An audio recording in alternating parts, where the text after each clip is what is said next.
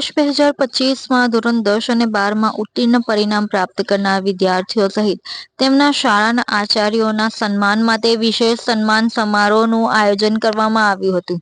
વર્ષ 2025માં ધોરણ 10 અને 12માં A1, A2 અને B1 ગ્રેડ પ્રાપ્ત કરનાર સર્વધર્મના વિદ્યાર્થીઓ અને તેમના ગુરુઓનું સન્માન માટે સન્માન સમારોહ કાર્યક્રમ તેમજ વિદ્યાર્થીઓને કરિયર મોટિવેશનલ કાર્યક્રમ અંતર્ગત સ્ટાર ઓફ ધ યર કાર્યક્રમનું આયોજન કરવામાં આવ્યું હતું.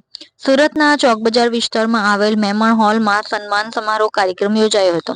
વિદ્યાર્થીઓને પ્રોત્સાહિત કરવાના હેતુથી જુનેદભાઈ ઓરાવાલા તથા સિરાજ બ્રાન્ડો એન્ડ ગ્રુપ દ્વારા સમગ્ર કાર્યક્રમનું આયોજન કરવામાં આવ્યું હતું. આ કાર્યક્રમમાં મુખ્ય મહેમાન તરીકે પદ્મશ્રી યશદી કરંજિયા તેમજ એસઓજી પીઆઈ અતુલભાઈ સોનારા સહિત અનેક જાણીતા મહાનુભાવો ઉપસ્થિત રહ્યા હતા.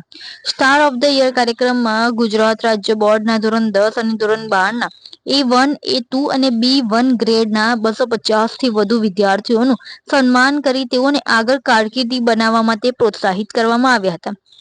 કાર્યક્રમમાં ઉપસ્થિત જાણીતા મહેમાનો દ્વારા મોટિવેશનલ વક્તવ્ય રજૂ કરી વિદ્યાર્થીઓને માર્ગદર્શન આપવામાં આવ્યું હતું.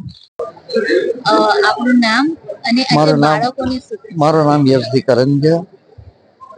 આજના ઇનામ વિતરણ કાર્યક્રમમાં મને આમંત્રણ આપવા બદલ આયોજકોનો હું હૃદયપૂર્વક આભાર માનું છું.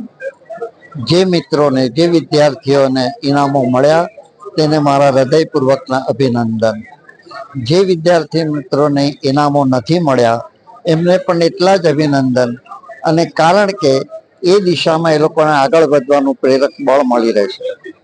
દોસ્તો, આ ઇનામ લઈને જ્યારે તમે ઘરે જાઓ ત્યારે તમારા મમ્મી ડેડીને અને ગુરુજનોને પ્રેમપૂર્વક અને આદરથી નમન કરજો અને આ ઇનામ એમને અર્પણ કરજો.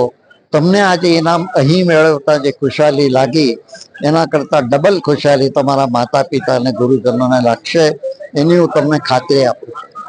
આપ પદ્મશ્રી છો, તો જે બાળકો પણ છે જે પોતાના કરિયરમાં સારું એવું કરિયર બનાવે, સારું ભવિષ્ય બનાવે, એ માટે બાળકોને શું બાળકોને આગળ ભવિષ્ય બનાવવા માટે હું એટલું જ કહું છું કે if you have only 10% intelligence and 90% dedication, I promise you, you will be 100% successful. જી આપનું નામ અને આજે શું કાર્યક્રમ? હું doctor Faizal Vora, paediatrician, Rainbow hospital.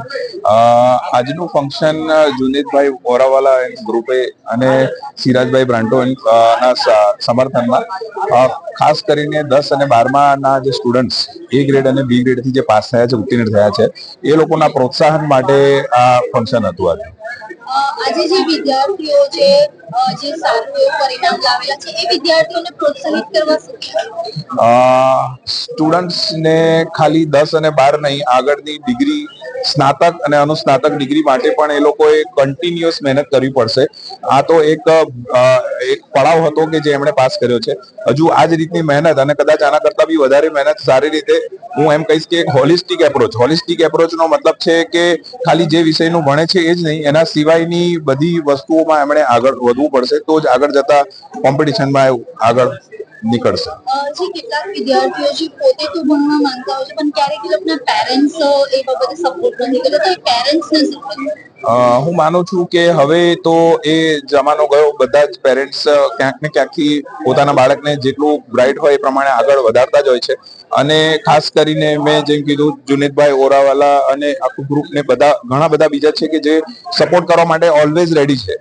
આ સૌથી મેઇન વસ્તુ છે મોટિવેશન, અને મોટિવેશન મળે તો અંદરની જે શક્તિઓ છે એ બહાર આવતી હોય છે અને એમને આગળ વધવાનો ચાન્સ મળતો હોય છે.